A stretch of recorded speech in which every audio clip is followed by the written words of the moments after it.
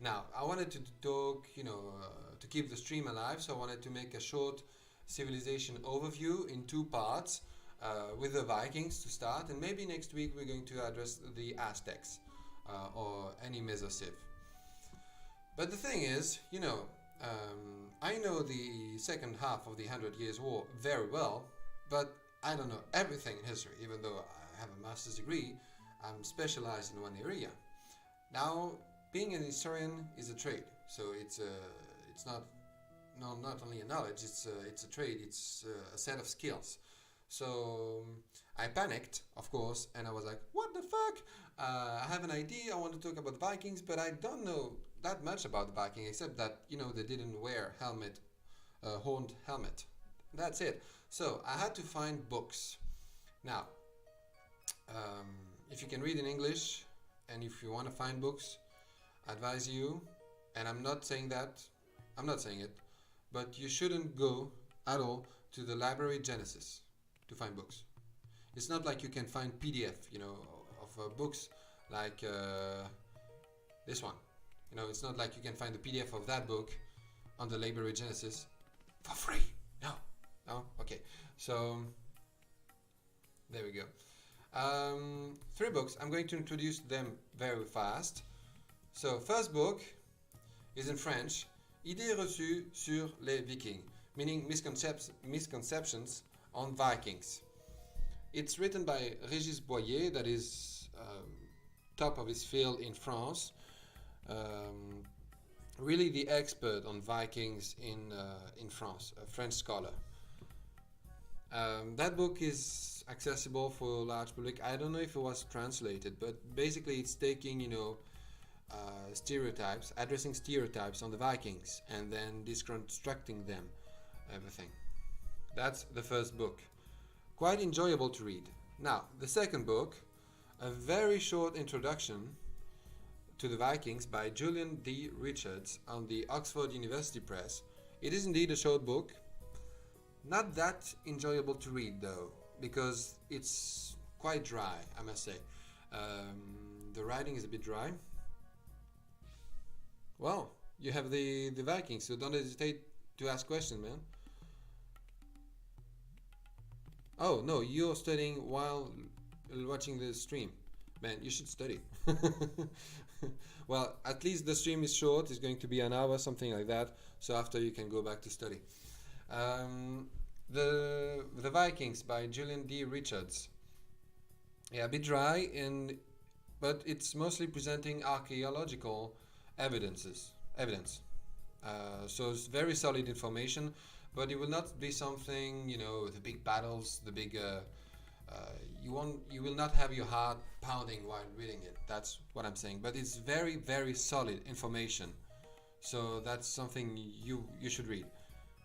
And now the third one, you can also find it on Library Genesis, but I've never said that. It's the Historical Dictionary of the Vikings by Catherine Holman. Very, very solid book. If you have, for example, you're thinking of Eric the Red, you can find an entry of him. What is the thing? The Viking Assembly, you have an entry for that. Every sort of entry, you have it there. And for very quick research, it's a must-have. I'd say you can buy it safely if you want to have a dictionary on hand, if you have quick questions about the Vikings and everything, for like quick reminders if you want. But quite good book. So now I will be casting the game, and I hope you'll enjoy the show.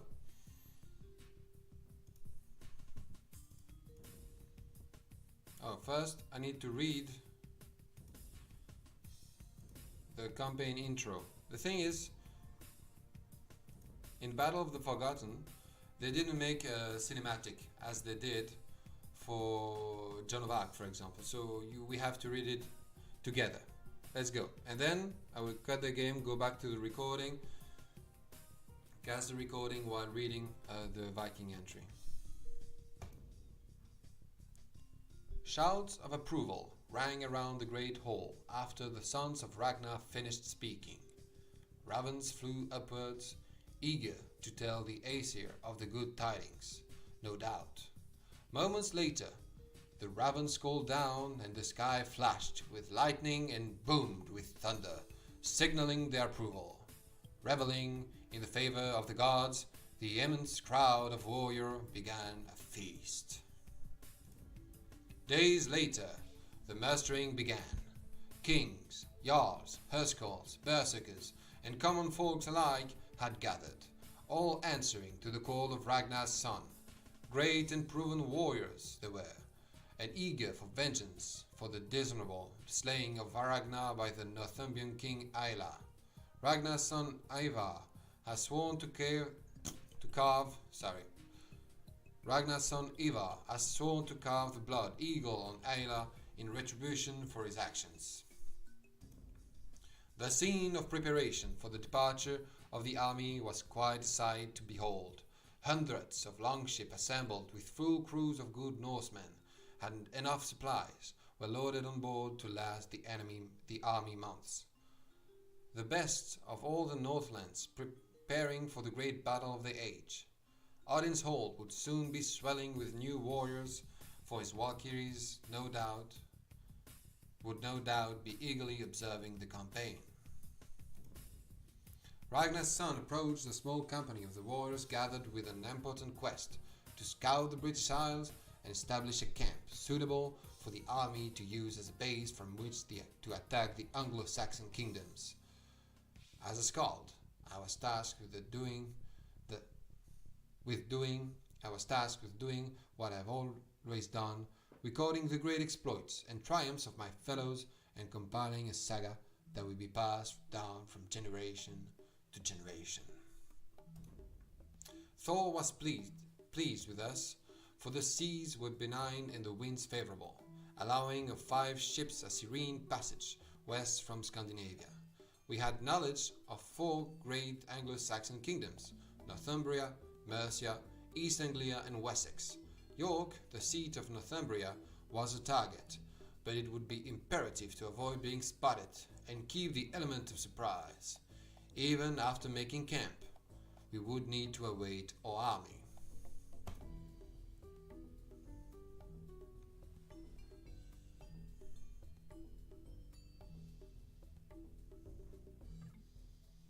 Okay, so here I'm gonna exit so that I can put on the recording, and we'll start talking about the Vikings. There are a few elements in what we just read that will be addressed later, so don't worry.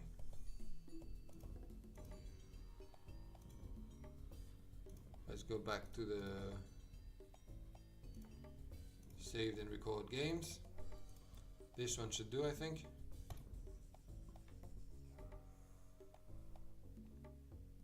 Voila, there it is. There lies a target, the fortified city of York. We are too few to attack it. We must find a suitable location to make camp and await the arrival of the main army. My lord, we have scouted the British Isles and found several suitable sites for camp. We should be sure to avoid the local settlement, though.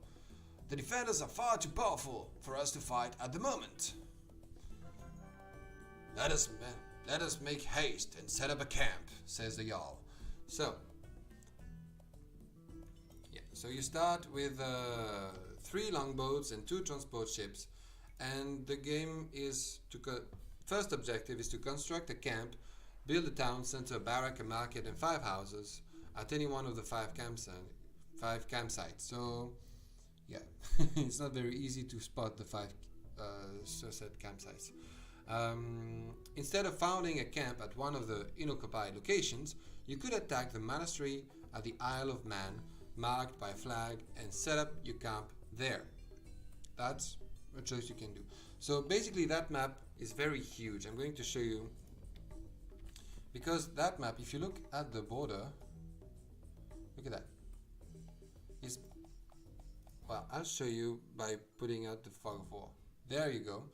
That map basically is the British Isles, the full British Isles. And one of the objectives of the game is to destroy the wonder that is here, the palace.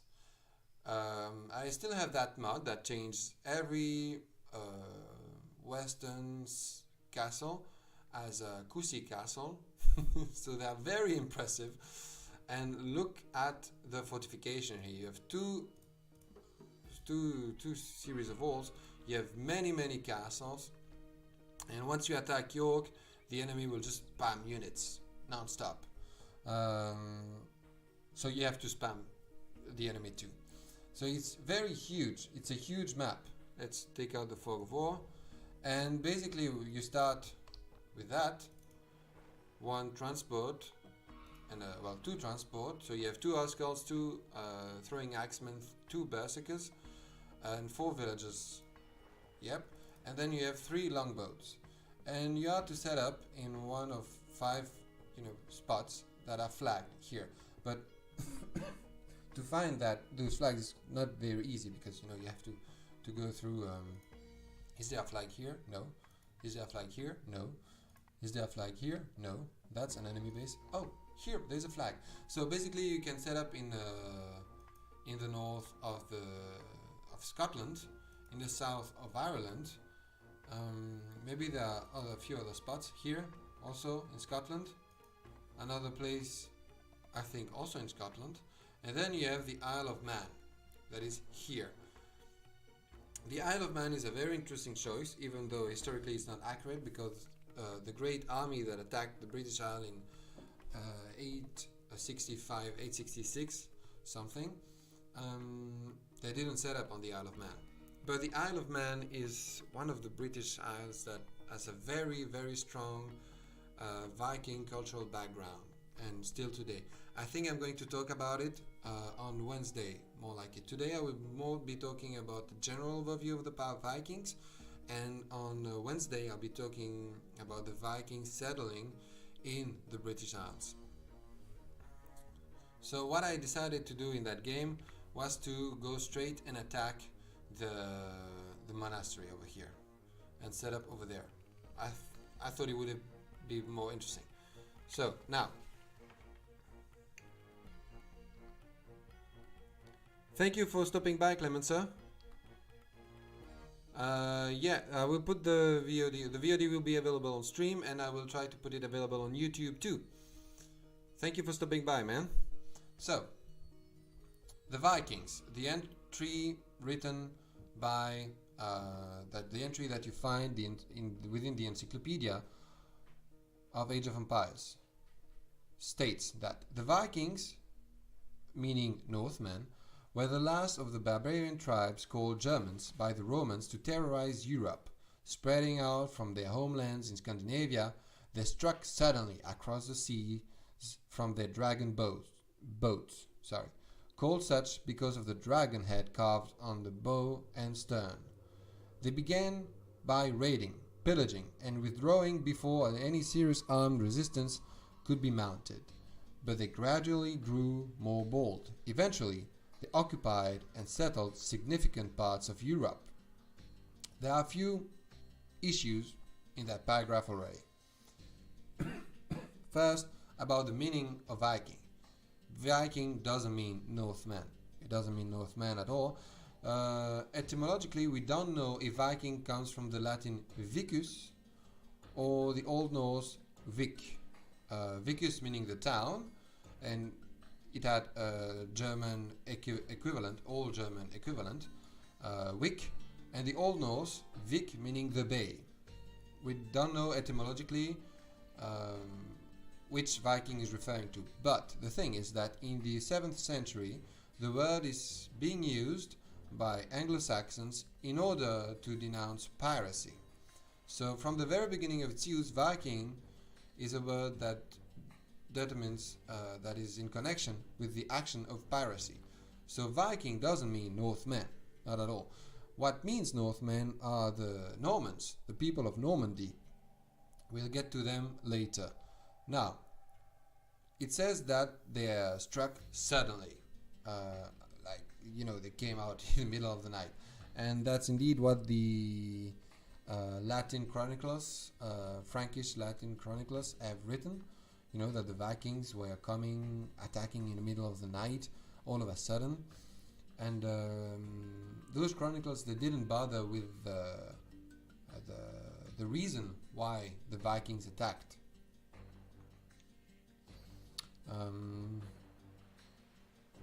Why did I stop there? Must have been checking something. Okay, so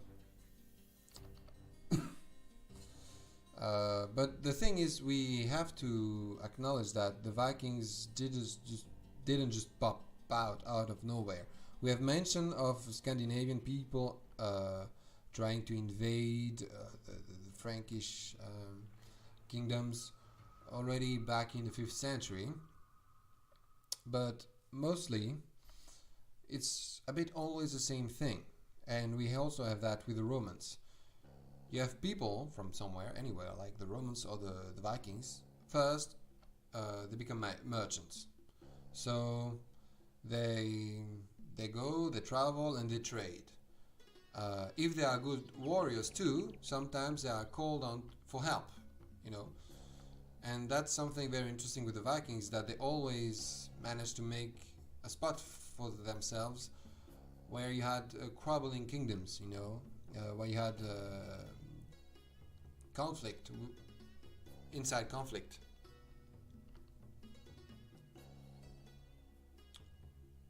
Yeah, so first you have a generation of merchants, and you know, to protect their commercial interest, then they would have to hire mercenaries, people from their own land, of course, and those mercenaries then would be hired by foreign people.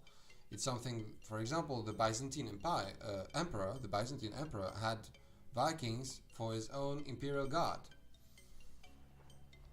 And, you know, 1-2 generations like that, and then after, the mercenaries, they invite themselves. Okay, there we'll have a bit of action in the game. Let's see that. The game is lure the monk and kill the monk. I'm putting my villagers to safety.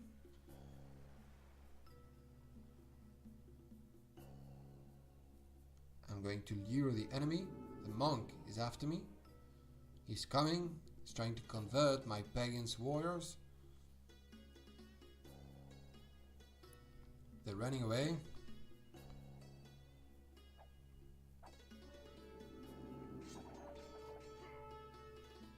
And the monk is dead.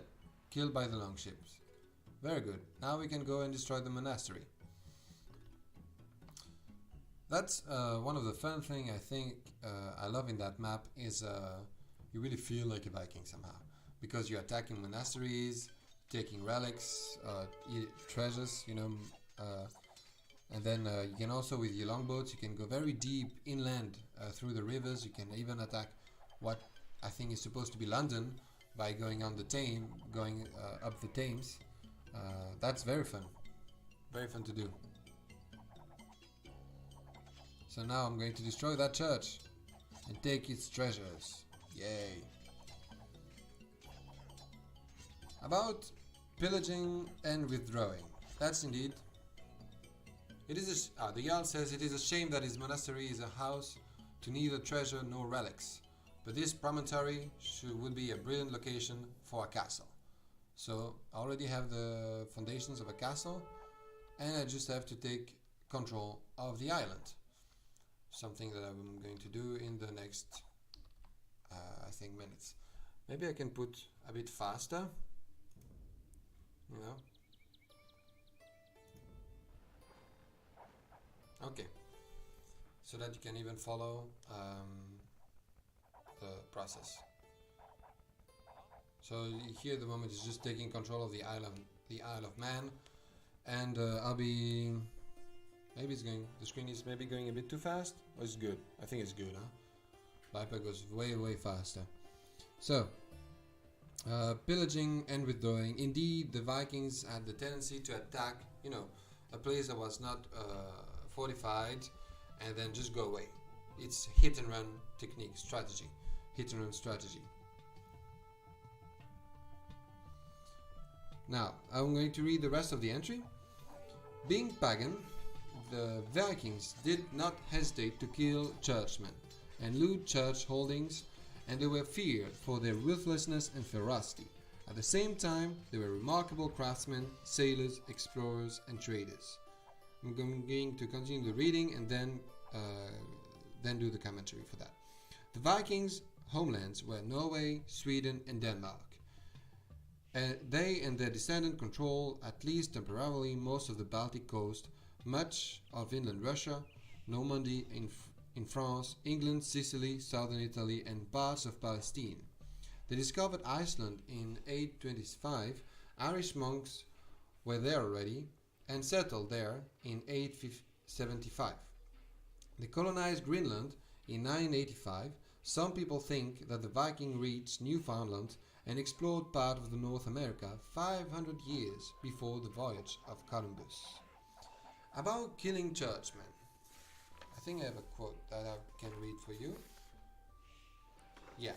So the thing is, they would attack monasteries. You know, the Vikings, they didn't care if the place was holy or not, because they were pagans. They didn't see the holy value of monastery. All they saw was that, you know, they had treasures over there. The relics in themselves were their treasures. Should I stop the view lock? Teuton, if Teuton you're still there and the view lock is bothering for you, don't hesitate to say.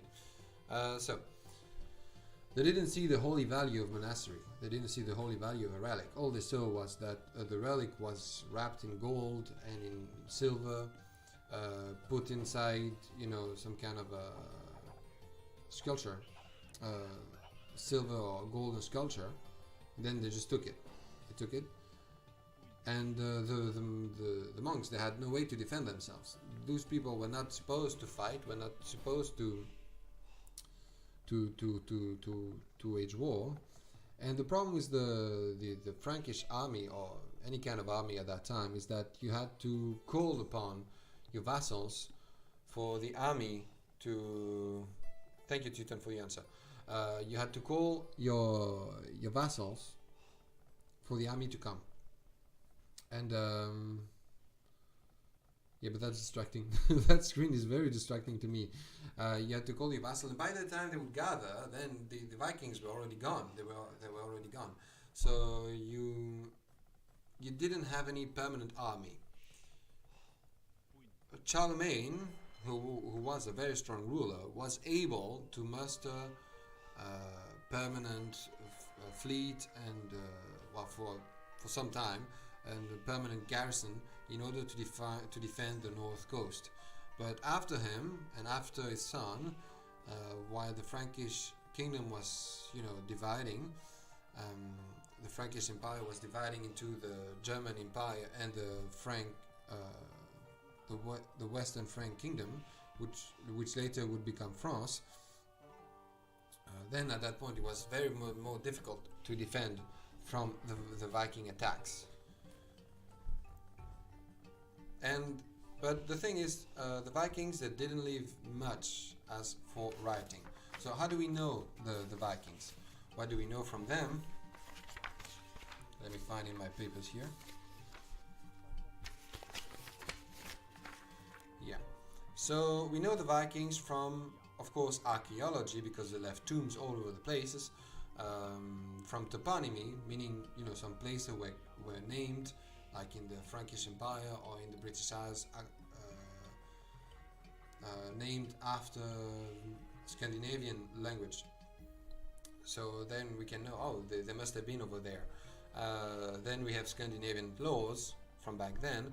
We do have poems and saga, but saga are more like epic stories, and sometimes they also conflict each other. If you look at the saga of Eric the Red and the saga of the Greenlanders, they do conflict each other about the discovery of the Greenland. We have a few runes left by the Scandinavians, and also, of course, we have Latin chronicles.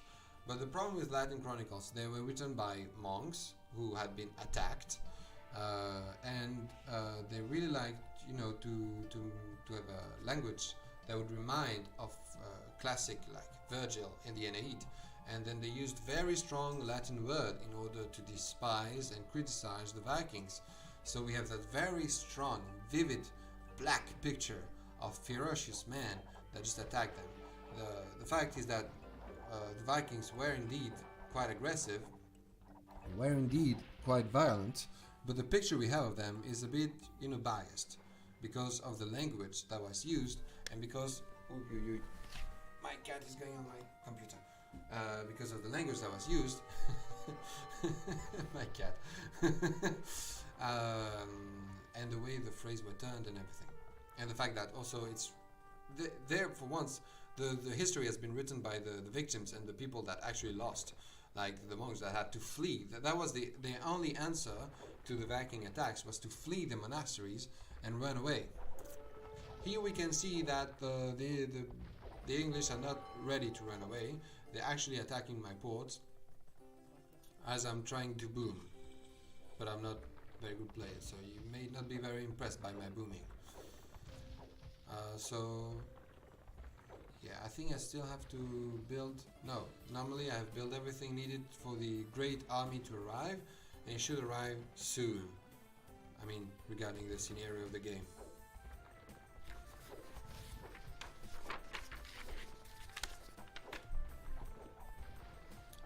Indeed, the Vikings were from Norway, Sweden and Denmark. We can read in the very short introduction I've introduced you at the beginning of the video.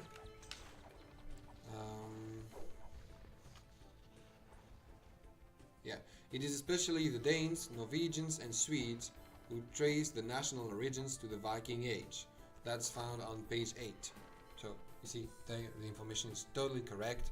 The Norwegians would go settle in the north, in the Faroe Islands, in Iceland, in Greenland, and it's someone of their own that would maybe discover America. Then the Danes would go to the British Isles and to Normandy. Meanwhile, the Swedes would go through the rivers.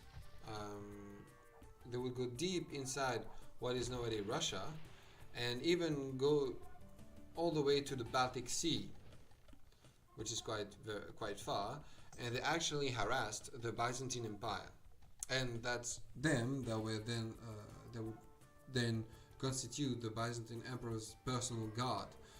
That is not a very surprise when you think of the Pope. He still has, the Swiss guard. So the Pope, which is Italian, as a guard of specialized elite fighters that are foreign.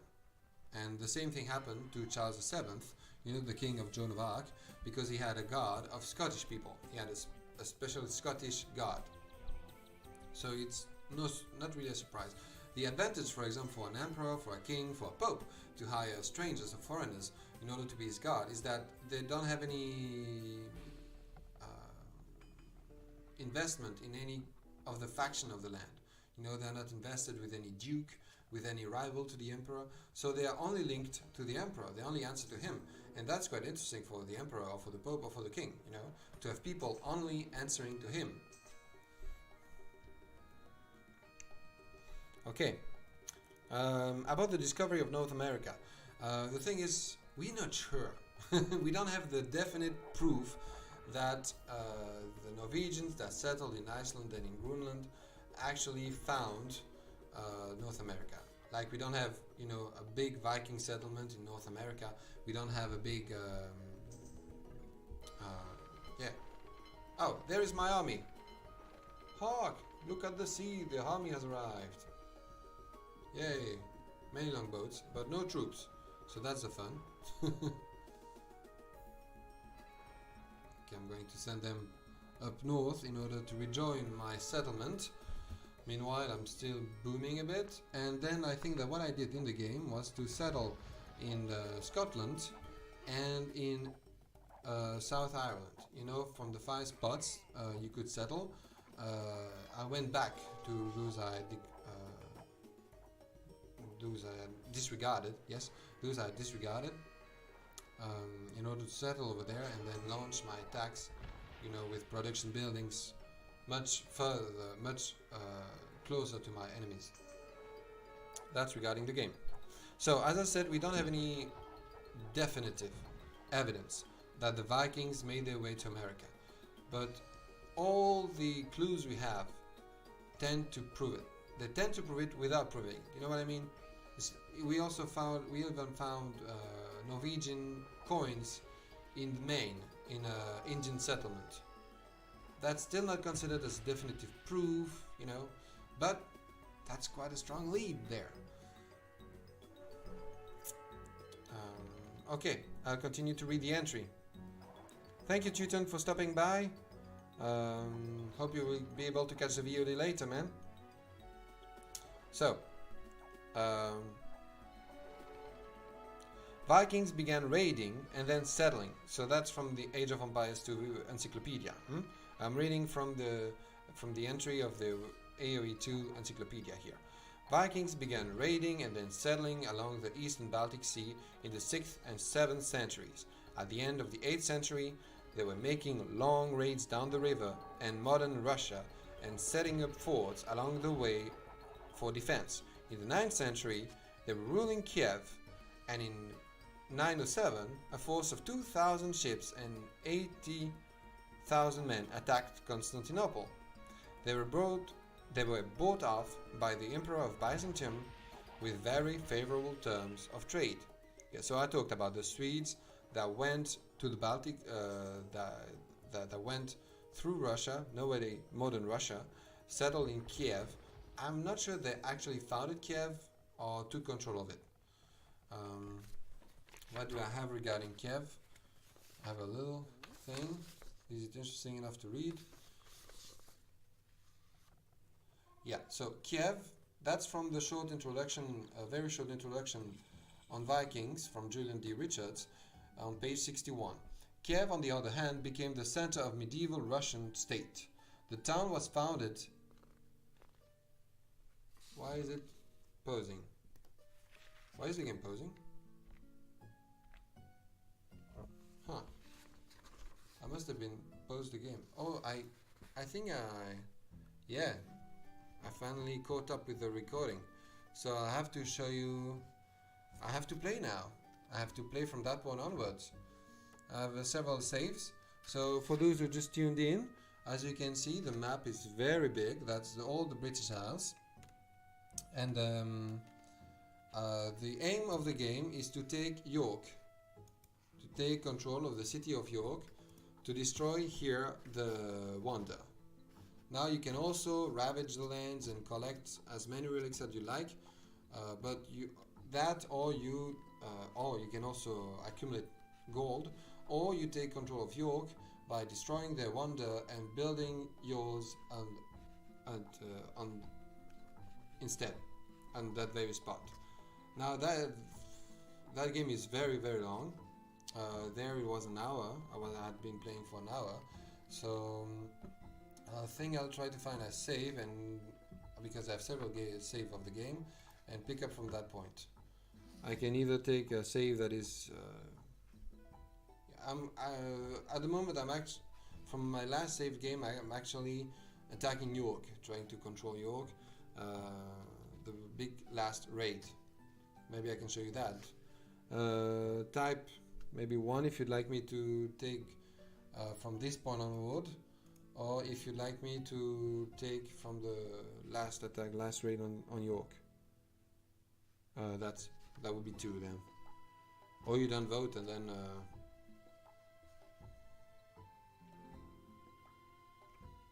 well, I'll quit here anyway. Okay. Back.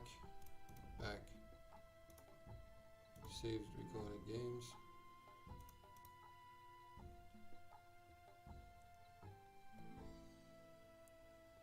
Okay, well, I think it will take from the 3rd, because from where I was, it was not very interesting yet. Let's see what's happening on that save.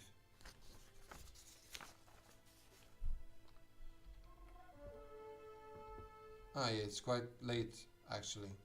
Quite very late. I'll go back from the 2nd save, so that maybe I can... What am I doing? I'm doing nonsense. That's what I'm doing. So I was talking about the Swedes. Yeah, they took control of Kiev, and then they attacked Constantinople. They were hired by the Byzantine Emperor later to become part of the personal guard. There we go. Okay. Okay. Yep. So I think that's where I was when the game just stopped.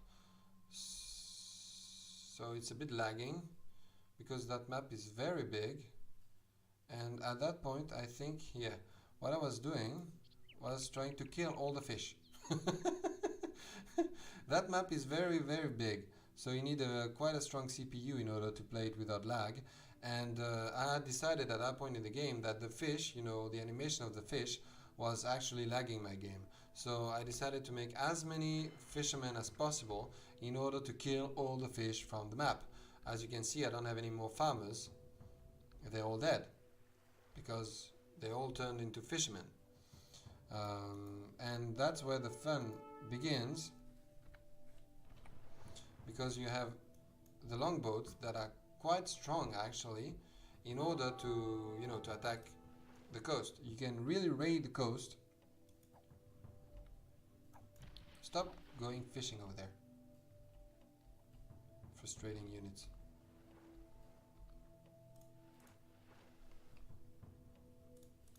Go fish over there. One thing that I find very fun in this game is to attack the shoreline with longboats and totally shred fortified towers. Look at that. How it's going down so fast.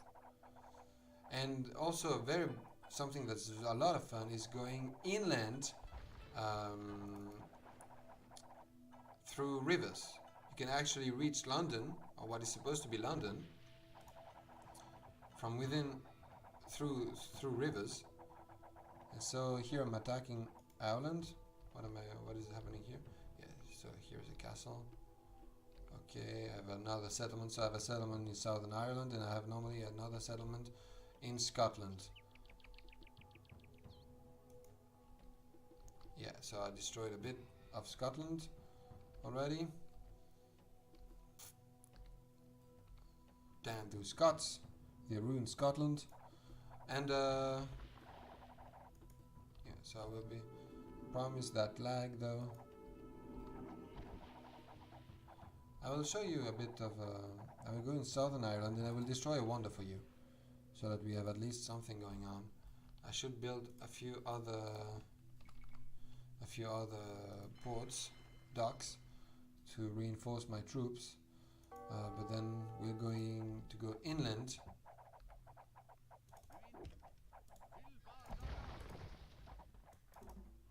As you can see, since I have to play now, the historical commentary is writing down.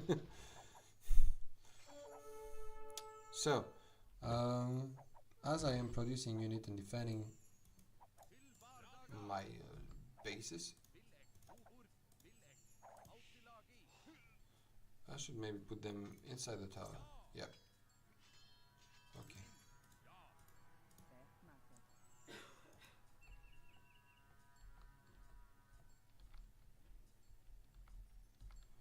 Okay.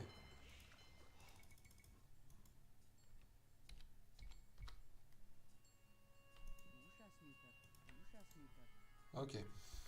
I will go and destroy the wonder for you. Where are my boats? Where is my big boat army? Ah, going down here. Okay. In order to continue with the commentary here. So, Vikings struck first in the west in the late 8th century. Danes attacked and looted the famous island monastery of Lindisfarne on the northern coast of England, beginning a trend. The size and frequency of raid against England, France and Germany increased to the point of becoming invasions. Settlements were established. Okay, the monk is dead. One less monk to bother. Settlements were established as base for further raids. Viking settlements in northwestern France came to be known as Normandy, from the Northmen, and the residents were called Normans.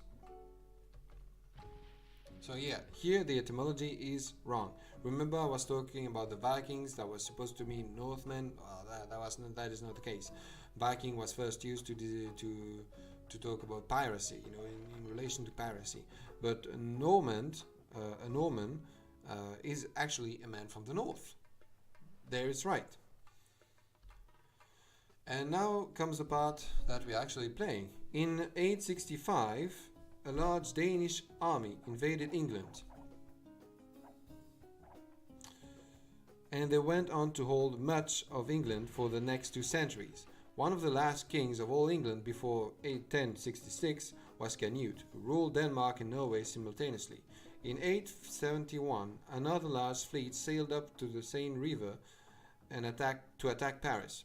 They besieged the city for 2 years before being bought off with a large cash payment and permission to loot part of western France unimpeded. Okay, so here the entry, the Age of Empires 2 Encyclopedia entry, is actually mentioning the battle that we are playing. That is part of the Battles of the Forgotten, and there's also kind of mention of something that is called the Danegeld. So about the cash payment, so you paying people so that they will go away. That's something the Byzantine Empire did. That's something the Roman Empire did. They paid the Huns to go away.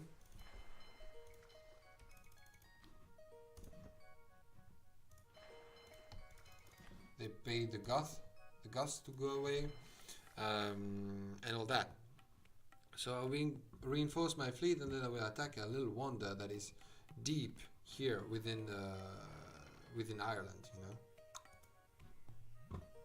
so that there is still something to. Who wants a beach house?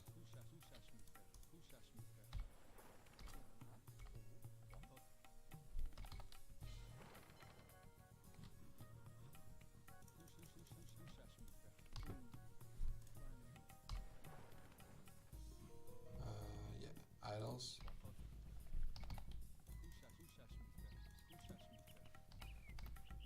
Setting up the economy again a bit. Okay. Nice beach house, right? The rent must be so high. Yeah, the Vikings love the sea. They want a house by the beach, nothing less. They don't care about the price of the real estate. And also in Scotland, why not? Ah, no. Okay, I'm pop capped. I'm such a noob. Okay, well, let's attack then. We'll go through that little river here, and you'll see that through that tiny river we can really go inland, and that's something I really love with that map. As you're playing the Vikings, you can have that, some kind of that kind of feeling of going up the river and attacking. But of course, the Vikings were not attacking from their boats. They would go up the river with their boats, with the Langship, and then they would get out of the Langship, buy horses, and move inland. They bought horses, and that was quite a problem for Frank kings.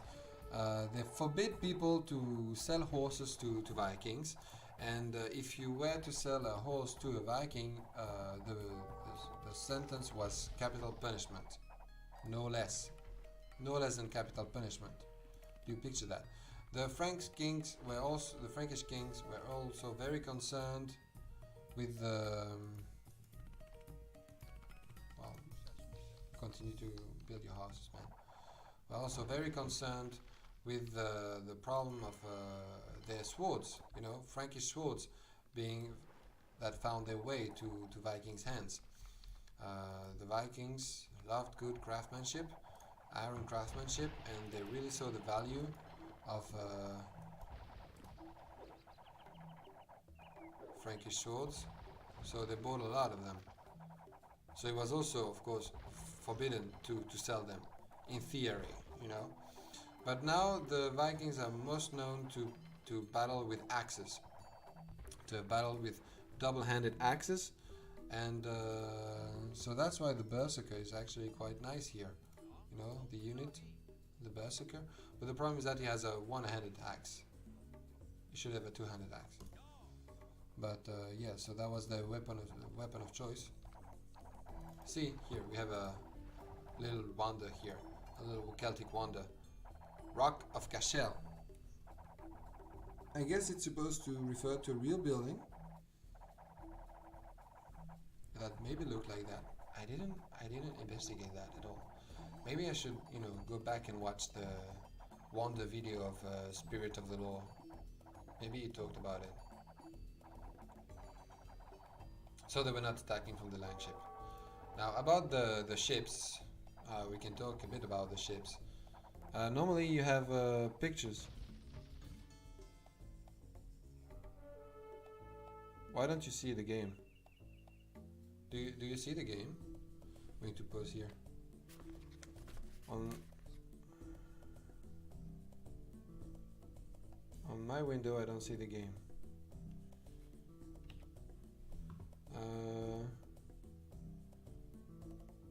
Yeah, it's casting the game.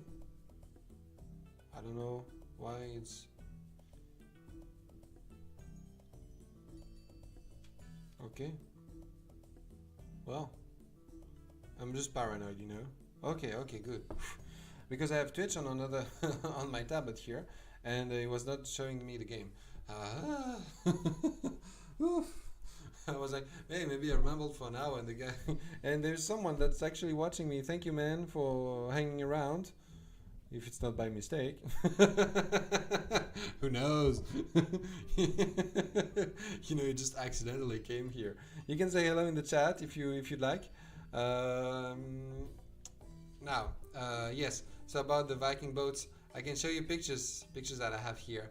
Those pictures were taken by my father when I went to Bayeux with him. Bayeux is a Norman town where they keep the tapestry of Bayeux that displays, you know, the story of William the Conqueror, and the tapestry is kept within the museum, and I was fortunate enough to see it myself. And in front of the museum you have that boat, that Viking boat that has been reconstructed according to recent findings. I mean, I went to the museum like a few years ago, but so that's pictures of what a Viking boat really looked like. You need to know that Viking boats, they are part of a very long history. They began to build boats long ago, even in prehistoric times. The thing that was new around the Viking Age, as it is called, was the sail. The sail that allowed them to go a bit further. That's it. So those pictures were taken by my father. So that just, you know, I put them back here. Hopla. Now, I've destroyed the wonder. I can continue to plunder a bit of Ireland. That's fun. That's always fun to attack Irish people. No, I'm kidding. Oh my god, what am I saying here?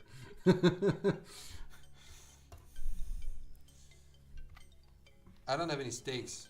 I mean, I'm Belgian. What? Okay. I'm Belgian, so I'm mostly at war with Flemish people more than, you know, Project, if you're listening to that. Let's start the flame war, man. Yeah. So we'll continue to attack the coast and go inland. I will try to maybe to go attack London. Why not? I didn't do that in my previous saves. I didn't attack London. But yeah, my fleet is still. I cannot go further inland because of the bridge and because of the rocks over here. So yeah, let's go try to attack Mercia, you know, or Wessex. Let's go try to attack the kingdom of Wessex, the most powerful kingdom that is the kingdom of Alfred the Great. Yeah. If you like TV shows, then I advise you to watch The Last Kingdom, because it's actually featuring, well, presenting. Yeah, first I will attack that. Actually presenting King Alfred of Wessex. quite a nice show to watch too.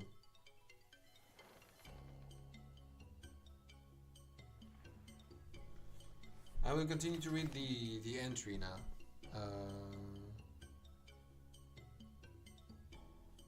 Yeah, so we know about the Danagel, the fact that the Vikings, that's something that is within the game actually. I think that when I attacked the Wanda here, when I destroyed the Wanda, I received money. I received money from the Irish, from the Celts over there. So that's one thing that is really well done in the game. You're attacking people, you can take the relics, you can destroy monasteries, and then you get money out of it. They're actually giving you money to go away, but you never go away. You're like, hey, if I do that and get money, I will keep doing that. Resist blackmail always. So I will destroy these ports from which player is that? Mercia, the Kingdom of Mercia. Yeah, let's attack the Kingdom of Mercia first, a bit for the fun with longbows. That's something I can do while also commenting historically. Yeah, Viking raids stopped at the end of the 10th century. Denmark, Sweden, and Norway had become kingdoms, and much of their king's energy was devoted to ruling their land. Not ruining. Picture that. I should micro just a bit.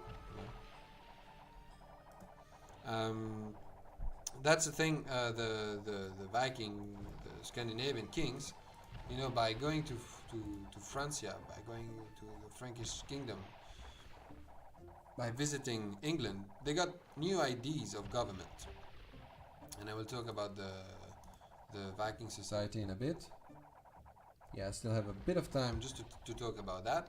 How the Vikings organize themselves as a society. So after they built kingdom, yes, indeed, they were more focused on ruling the land than actually pillaging other people's lands. They were not adventurers anymore. They had settled, so to speak. The spread of Christianity weakened the old pagan warriors' values, which died out. That's a bit of a bias here. I don't think that's a reason that can actually be invoked to say, yeah, it's because of Christian values. There were no more violence. Have you looked at Christians? Have you looked at the religious war they made among themselves? It's not because you're Christian that you don't have any warrior value. It's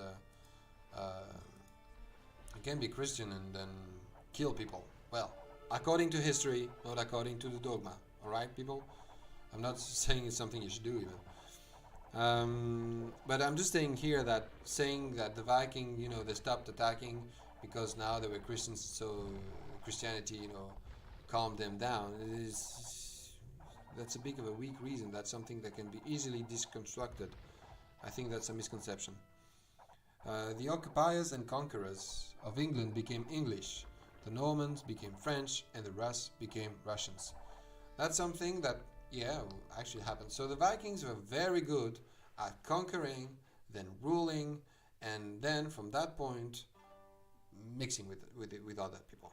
When you look at Sicily, for example, where the Normans took control of the land, well, they took control of the land, and they ruled the land with an iron fist. They were very good at to administrate a kingdom, but then it's not that they vanished, it's just that they became part of the population at some point. Yeah. Okay. Now I can talk a bit about the Viking society, condition of women and everything, blah blah blah. Before I have to log out. So the thing with the Vikings is that all Scandinavian people, and I'm excluding the Finnish here, in the Middle Ages, they could all understand each other. They didn't were speaking exactly the same language, but they could all understand each other quite well. They were part of the same linguistic unit, if you like. Now in the 8th century, they start to found cities and social organization appear. They still have slaves. They still have a lot of slaves, and you have two kinds of slaves. You do have merchandise. You know, slaves that are considered as merchandise, slaves that you can sell, uh, that are yours to do whatever you please with. And then you also have prisoners of war. Those people, they can buy back their freedom and become free again. They are quite valued actually. Now, all the Vikings, and I'm speaking here about the men, were, and I think you will be able to mock me here. You will be able to mock me because I mocked the Viper about the pronunciation of Vaucouleurs last time. I mocked the Viper about the pronunciation of Blois. But now it's your time. Scandinavians, unite and mock me. So, let's go. The Vikings were called Bondi. Well, Bundre is the plural of Bondi. Bondi? Bondi? It must be horrible. Oh my god. The thing is, I didn't check the IPAs. And I'm not talking about the beer. I'm talking about the international phonetic alphabet. I didn't check my IPA before pronouncing that. Because I wanted for you to have fun, you know. So if you're Scandinavian, that must have been so horrible. Now, so the Bunder, so meaning the free men, they have the right to attend the Thing. The Thing is open air kind of parliament where you speak about the law and where society is organized. Ooh, those walls are very tall. There is a parliament today in the British Isles that is still held, still a bit like a thing. I will, if someone knows in the chat, make you guess which parliament it could be. It is not the British Parliament, of course. It is not the Scottish Parliament, and it is not the Irish Parliament. Which parliament is it? Because we have many parliaments in the British Isles, in the United Kingdom. So which parliament today is still, you know, held a bit and organized a bit like a thing, like the thing used to be? That's a question for you, and I will give you the answer at the end of my stream. So the Bundere mostly were landowners and warriors. They were all supposed to be equal, but then of course you had Bundere with more money and those with less money. And so you have some kind of social hierarchy that would naturally result from that. I should make more boats. So basically they were all equal, but then you notice that some of them are more equal than other, like it always is, because they have more money, they have more lands, they have more of everything. Now about the condition of women, the thing is that the Vikings were polygams, so they could have several wives. No, more like they had one wife and then concubines. They could have one wife. She was the one holding the keys of the house, and then you also had concubines. You could, like, you know, Celt slaves you would bring back from his plunder, things like that. And the women were in charge of the household, the raising of children. Meanwhile, the men were the one going away. But the thing is, about the Battle of York, the Vikings, they didn't come alone. They came with their wife, and the thing is, as some of them retreated at some point, they were yelled at by their wives. That's something we can also find in, I think, in Gaul, in ancient Gaul. The women would encourage the men to fight, but, you know, in a harsh manner.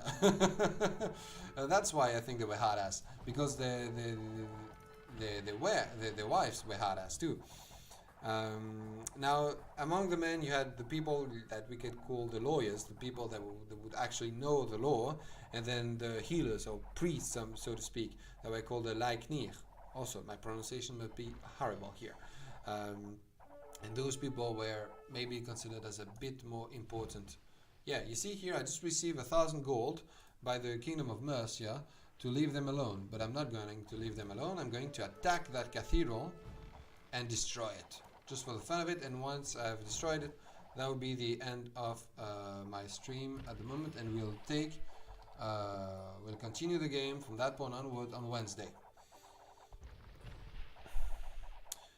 After some time, the Vikings started to elect kings, because that's very specific to the German culture, that the kings are elected and not imposed. Yeah, let's destroy the cathedral here. Then the king also had a sacred function. He was not only... Yeah, 6,000 gold. That was fast. Can we destroy the castle too? You know, just for the sake of it. With longboats. Let's try to destroy the castle with longboats. That will take some time, I think. Yeah, he can take some arrows. That dude is quite a tank. And he will destroy quite a few longships before I can destroy it. So you can destroy towers, you can shred towers, you can destroy churches, no problem. But to destroy a castle with longships, you actually have to, you know, to land and go with trebuchet, or here I think you'll need the trebuchet. Okay, so is there any river I can go in? Oh yes, there's also something I wanted to show you. The wall of Adrian is still here. Isn't that amazing? That map is so perfect. Look at that, the remnants of the Roman walls, you know, that separated the north from the south, Britannia from the Scots, the Picts, and there you have, you know, roads that are very nice and neat, you know, old Roman roads. Meanwhile, in the north you only have, you know, path. So that's also something I love with that map. You really, you know, if you want to roleplay, it's really a good map to roleplay a bit, feeling like you're in history. Okay, last few words. I talked about the weapons. I talked about that. So about that.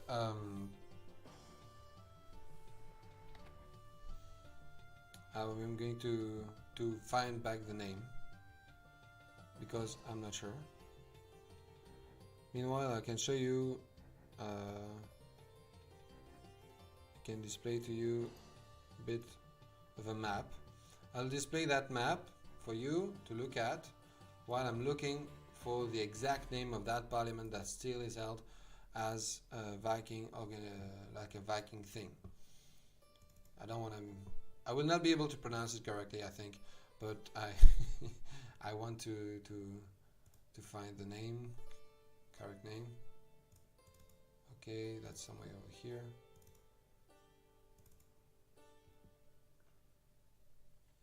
Well, there is someone watching the show, and I want to thank that person.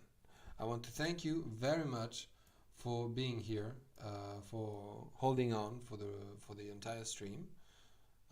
I don't know who you are, I don't know where you are, you don't want to declare yourself, that's fine, but thank you man.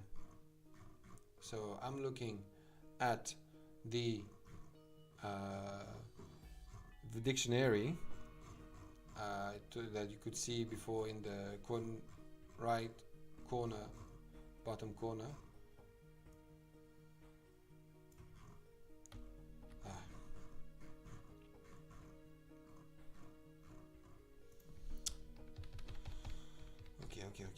Okay. Let's go. There we go. And the parliament I was talking about is the Tinwald. I think it's quite a safe pronunciation. The Tinwald was where the Isle of Man's Viking Age assembly met.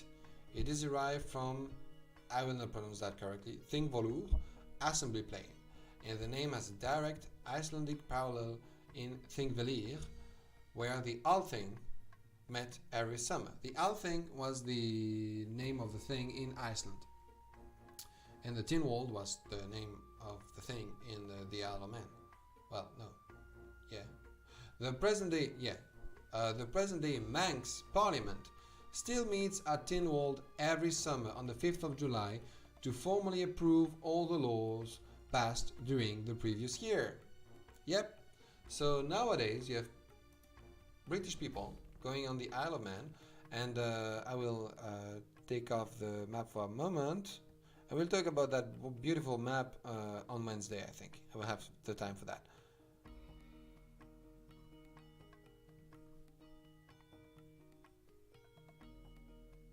Yeah.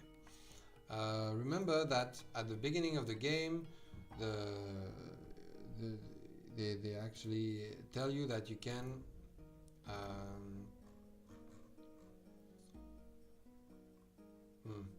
it's not there anymore. That you can settle in 5 different spots. You can settle in northern Scotland.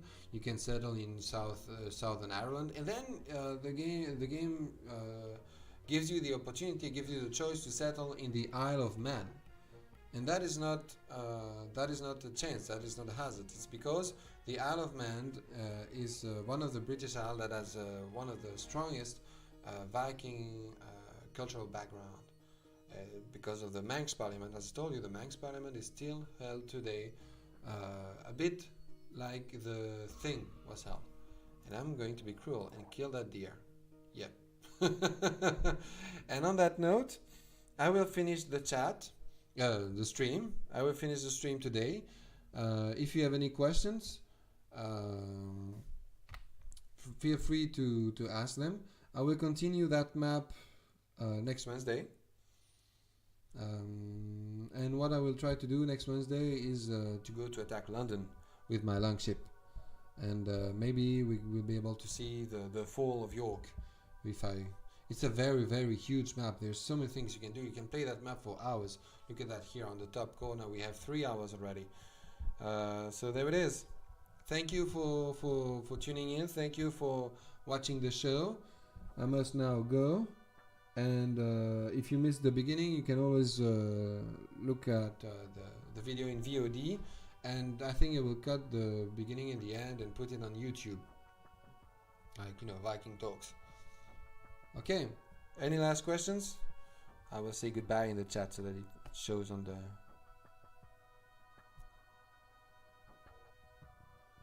It shows on the video. Ha ha ha.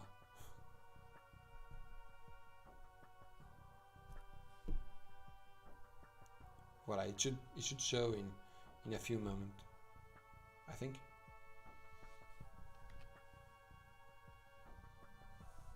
Yep. Okay. Well, thank you guys. Maybe I will do a recast, a rerun. Should I do that? I think I will do a rerun.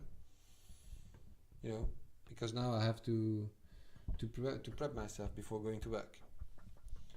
So, there you go. Goodbye.